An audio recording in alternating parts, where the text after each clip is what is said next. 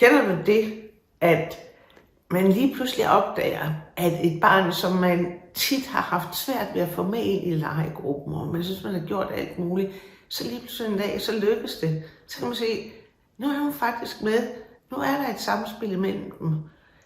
Eller det kan også være, at du kender det, at noget bare ikke går, som du gerne vil have, at du bliver ved med at havne lidt i det samme problem, og du synes måske, du kommer til at skille ud på et barn, som du i virkeligheden tænker, trænger til alt muligt andet, og at du ved faktisk ikke helt, hvad det er, der foregår, og hvordan du skal ændre på det. Hvis du kender til det, så er du i en situation, som rigtig mange andre pædagoger er i.